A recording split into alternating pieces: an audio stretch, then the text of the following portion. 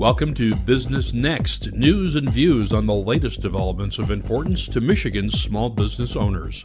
Business Next is produced by the Small Business Association of Michigan. Your host is SBAM's Vice President for Communications, Michael Rogers.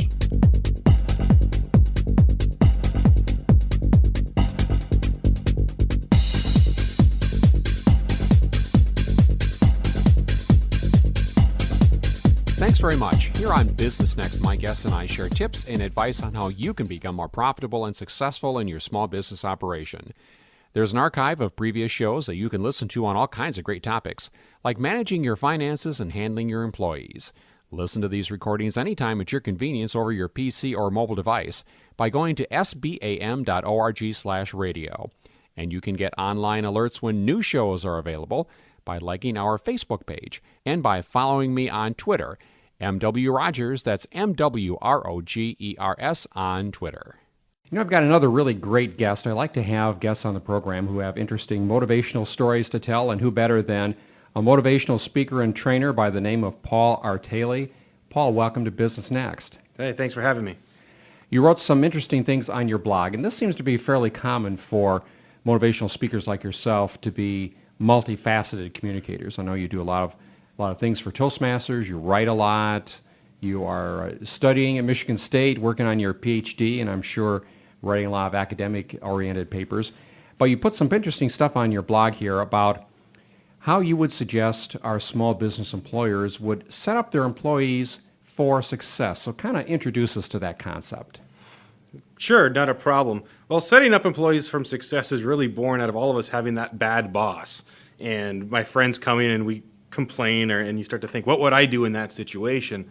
And after talking to many people, it really comes down to two things. Most bosses are either people who build you up or cut you down. That is sort of the philosophy. Cut them down being, we're going to just throw you into a situation and I hope you can swim, but if you can't, oh well, and we'll find someone else who can do it, I hope. The build them up philosophy says we're going to put you in a situation, give you all the tools you need to succeed. This way you can be successful, I can be successful, and you can be in that position for as long as we need you to be in it. And making sure that your employees are successful is so crucial to the success of a small business. You know, there was an article in today's, as we record this, today's Wall Street Journal that mentioned that many small businesses are having trouble recruiting really good employees, especially for crucial high-skill positions. And when you add one or two employees to a 5 or 6 person staff, that's a big percentage increase. You want to make sure you get the right person, and after you've done that, make sure that you keep them and keep them properly motivated and keep them happy. It's a lot easier to keep an employee than to have to lose him or her and go out and recruit another one. Well, turnover is expensive, and study after study and to some degree common sense will tell you that it's expensive to recruit and train an employee.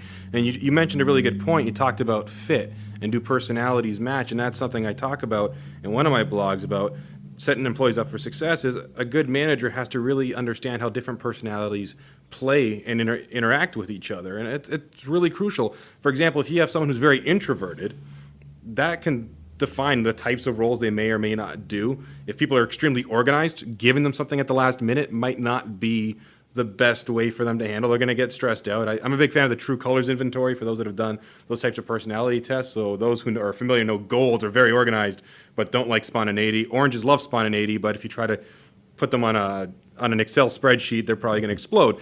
And it's important as a manager to understand how those dynamics play into each other and how to set the expectations based on those dynamics. What about company culture? Talk a bit more about that. Is it possible to identify your culture that you've inculcated in your particular small business and then make sure that your employees understand that and use it in a way that makes them even more successful? It's a good point. Company culture is so integral in everything we do in terms of integrating the employee. So if every company culture is unique, but if there are particular aspects of that culture that are unique, that it might be different for people coming in, that you need to find a way to orient them to that. Also, you might want to just look at what is the history of the company as that employee is coming in. It might not even be that it's more unique than some other businesses that person might have worked at, but they could have just gone through a restructuring, changing location. All of these things can change the dynamic of a workplace culture. So it's really important for employees to understand what's gone on before they take on the job.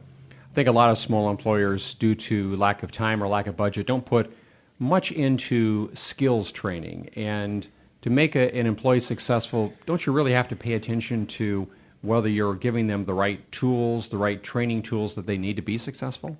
Yeah, absolutely. That's crucial for success. And I understand a lot of the time, especially in a small business, but any department really, you get employees, you want them to hit the ground running, just get to it. Time is money, and a lot of time we just need the help.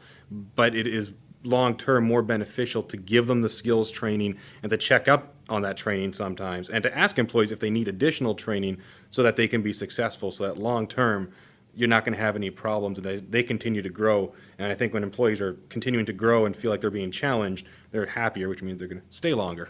I'm talking with Paul Artale. He is a motivational speaker and trainer, giving us some great advice on how to work better with your employees, how to better manage your small business. Paul, we're going to come back and talk some more with you about some of the great topics you've been covering recently in your online blog. But first, we need to take a quick break. You are listening to Business Next, a part of the Michigan Business Network.